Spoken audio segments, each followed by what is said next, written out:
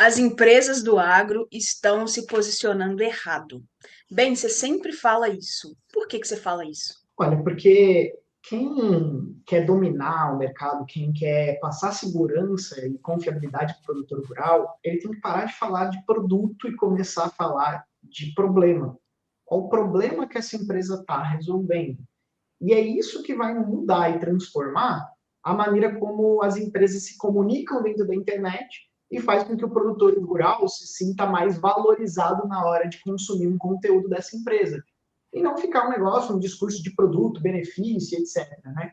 Que acaba sendo uma coisa é, muito fria, sem conexão, porque trata de um problema real do produtor. E essa influência você acha que é vinda, é muita influência do comercial para o marketing, o comercial que acaba comandando essa situação, por isso que as empresas agem dessa forma, ou é alguma outra questão de posicionamento, de análise da empresa mesmo? Acho que tem um pouco dos dois. A gente tem uma influência do comercial, sim, nas demandas de marketing, que fica demandando tarefas e enxerga marketing como um setor operacional. E às vezes o gerente de marketing, o diretor de marketing, por falta de experiência com marketing de performance, quando a gente fala de RevOps, de Revenue Operation, né, de operação que gera receita, eles acabam acostumando executar, ir para execução e não ter um planejamento. Mas quando a gente pega pessoal de comunicação, que às vezes também tem esse erro, tá? Não é o comercial que demanda lá, mas existe um pessoal de comunicação, que é diferente de marketing, coordenando a empresa. O que acontece? Muito se quer comunicar folder, panfletagem, outdoor, enfim, todos esses itens mais offline, eventos e tudo mais, é muito mais uma comunicação, é comunicar que aquele produto existe, comunicar que aquele produto é aquilo, e aí não tem muito a conversa, que é o que tem dentro da internet, dentro de conteúdo, se você está dentro de um stand e quer fazer uma palestra, se você falar de produto, você espanta a galera. Agora, se você falar de problemas, de cases e causos, como diz aí o podcast da concorrência, né? Tem lá os cases, né? As histórias do que aconteceu, a jornada do herói daquele produtor, de qual problema ele passou, por que ele usou aquele produto, e aí sim resolveu, e o produto ser só um item dentro da história, e não o protagonista daquela história, daquela narrativa, isso contribui para melhorar a conexão. Então, o que acontece é quando os profissionais são de comunicação, eles estão no marketing, eles acabam tendo esse viés muito mais voltado a comunicar o produto ou comunicar o que a empresa quer falar. Aí vira um monólogo e não um diálogo de relacionamento com o produtor. Então, né, é interessante, né, esse pensamento, assim, porque a gente sempre fica naquela ideia, né, tipo assim, o quanto o agro está preparado para atuar com, né, tipo, o quanto está maduro, né, na atuação do seu marketing digital. E aí esse conceito, né, de comunicação off, você, apesar de você trabalhar com marketing digital, você vai levando todo esse conceito do off para dentro do digital. E aí vem aquelas, né, como que você vai aproveitar o máximo que o marketing digital pode te oferecer se você atua com o conceito errado. Nesse ponto, nesse aspecto, o agro ainda continua atrás em relação a outros segmentos? Sim, sim, porque tem um resteio de se tocar em problemas. Então eu vou dar alguns exemplos. Pô, se eu trabalho eu sou uma, sei lá, uma indústria de defensivos agrícolas. Eu não vou falar do quanto o defensivo pode degenerar ou atrasar o desenvolvimento da planta, por mais que seja um defensivo que foi desenvolvido para cuidar da praga tal, né, independente de qual o nicho das pragas, né, se é um nematóide, se é um fungo, enfim. Se você pensar que o defensivo ele realmente prejudica o desenvolvimento da planta, mas que mesmo assim o produtor tem que usar, e você foge desse discurso, você não controla a narrativa dele na internet. Então é fácil alguém falar que o teu defensivo acabou com a plantação do cara. Agora, se você puxa esse discurso e começa a colocar ele dentro de uma narrativa onde fala, olha, existem cuidados que precisam se ter prevenções, vai depender muito disso, daquilo outro. E aí você vai construindo essa narrativa, fica muito mais fácil você conseguir dar seguimento a isso. O marketing em si, ele virou aí um catálogo de produtos. A gente vê muitas empresas aí que focam muito no produto, na venda, ou então na parte técnica. Você acha que isso é falta de conhecimento técnico, de saber aonde postar exatamente o quê? Por exemplo, pô, a gente vai vender anúncio. A gente vai falar de técnico no momento certo, na hora ali da colheita ou do plantio. Você acha que é falta de conhecimento de estratégia mesmo ou de conhecimento técnico das ferramentas de marketing para usar na hora certa, no momento certo? Olha, eu posso falar que é um pouco dos dois caminhos. É normal mídias tradicionais, quando forem migrar para o digital, elas trazerem o conhecimento que elas têm do que funciona nas mídias tradicionais para outros ambientes, para outros canais. E isso não vai fazer não funcionar nada. Vai funcionar alguma coisa, tá? Vai funcionar alguma coisinha. Só que quando a gente analisa como aquele canal funciona e qual que é a interação desse canal, a diferença é gigantesca. Eu vou dar um exemplo fora do agro para vocês terem uma noção. Então, vamos falar da Copa do Mundo.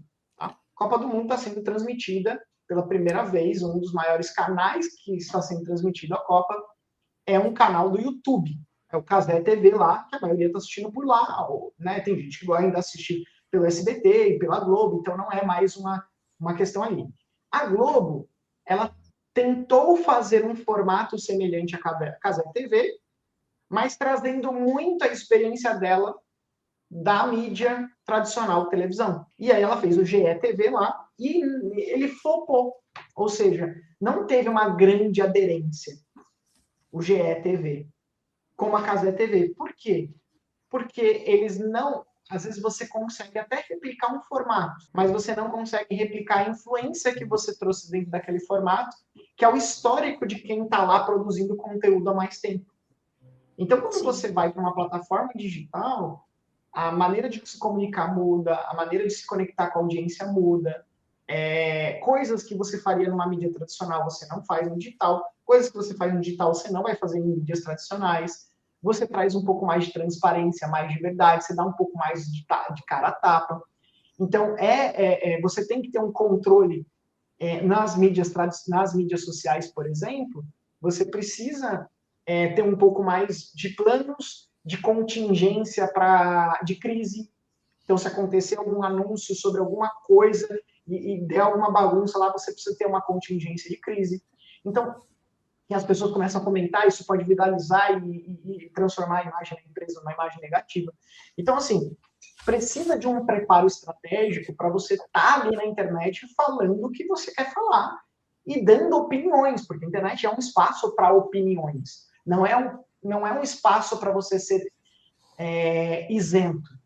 Ainda mais agora com inteligência artificial, onde tudo vai ser careta, tudo com a mesma cara, não vai ter muita opinião, não vai ter muito sentimento dentro daquilo.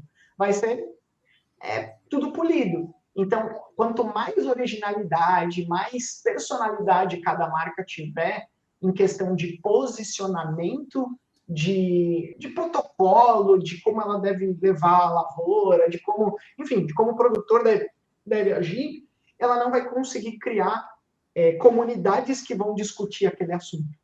E vai criar cada vez mais distanciamento da empresa.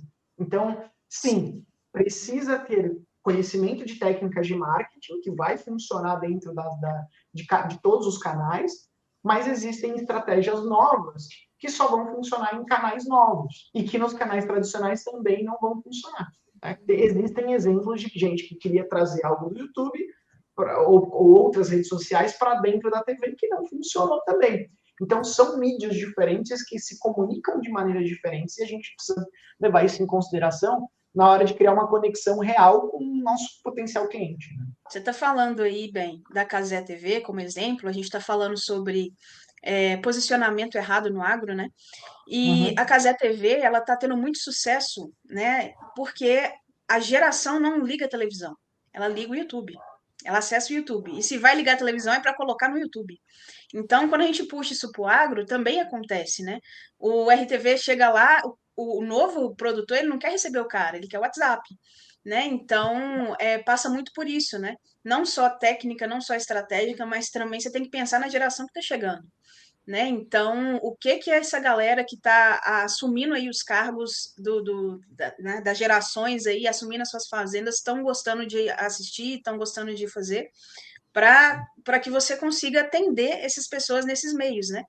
Hoje em dia, o WhatsApp tem sido um dos maiores, né, Ben? O curioso é que o agro sabe fazer isso, mas não sabe fazer no digital. Porque olha só que interessante. O RTV, ele vai lá, ele já estudou agronomia, ou zootecnia, ele já, às vezes, ele já passou por fazenda, o pai dele, parente, já é de fazenda e tal. Legal. Aí ele vai lá até o produtor, gera uma conexão com esse produtor, conversa com ele, explica, olha, faz toda uma geração de valor antes de falar de produto. Já acontece isso. E aí, quando você restabeleceu essa relação de confiança, começa-se a falar, olha, talvez esse produto seria melhor. Aí começa a recomendar alguns produtos e o produtor, por confiança, acaba trazendo esse produto. E se esse produto realmente vai trazendo benefício, né, da gestão da lavoura ali, da safra, ele vai conseguir continuar confiando e continuar pegando essas dicas desse RTV. Só que na rede social, ele quer fazer o contrário, mas o comportamento é o mesmo, da vida real para a rede social, que não é o mesmo, que é um comportamento maquiado, que é TV, rádio e jornal, revista, etc. Já é um comportamento mais maquiado mesmo. Mas na rede social não é maquiado, é a mesma coisa. Você gera valor, você gera conteúdo, você gera conexão e confiança para depois vender. Então, quando a gente começa a entender que o agro já faz isso no offline, mas ainda não entendeu como fazer isso no online, você fala, puxa, tem alguma coisa de errado ali. Simplesmente a falta de estratégia, né, dessas conexões. E o WhatsApp é uma fonte de relacionamento excelente, mas ela acaba sendo, às vezes, usado pelo RTV apenas para tirar pedido. E aí, quando isso acontece, a percepção de valor daquela empresa ou daquele profissional de vendas, que é um técnico, representante técnico, ou seja, ele entende o que ele está falando, o que acontece? Você quebra esse valor. E aí, aí o produtor começa a medir só a commodity, só o insumo, só a máquina. E aí, máquina por máquina, eu vou comprar mais barato. Insumo por insumo, eu vou comprar mais barato. E aí eu não tenho uma agregação de valor. E aí esse relacionamento não é planejado dentro do WhatsApp. Ele é simplesmente, a gente chama de, quando não é uma coisa planejada, a gente chama de intuitivo. Eu vou por intuição. Ah, tá no momento de enviar uma mensagem. Ah, tá no momento de eu fazer isso. Não é um processo, não é um método. Então, quando você substitui a intuição por um método, ou usa a intuição, até melhor, usar a intuição para criar um método, porque às vezes você já tem um bom relacionamento, já conseguiu construir boas coisas. Mas por que com uns funciona e com outros não? Porque você está dando mais atenção para esses do que esses, e você não está fazendo a sua intuição de maneira metodológica, ou seja, virou um processo de intuição. Eu tenho que falar isso nessa época, legal. Então, vou transformar esse método. Então, vou chamar X produtores por dia, vou fazer isso, e cadenciar em tarefas, né? Então, quando você faz tudo isso, você consegue já mudar esse tipo de relacionamento com o cliente, você conseguir já replicar e escalar esse tipo de relacionamento. Agora, o que acontece? Eu quero automatizar, eu quero não sei o quê, e aí ele faz de qualquer jeito, porque ele só quer dar vazão ao que ele não está conseguindo dar vazão, e aí não tem método, e aí não funciona, e aí o produtor rural não se comunica desse jeito. E aí se cria-se um conceito, né, da própria empresa sobre aquele canal, sobre aquela forma de vender, mas na verdade é porque todo o processo não existe ou está errado. Não foi feito com uma melhoria contínua, uma análise de etapas, só tem uma intuição lá dentro.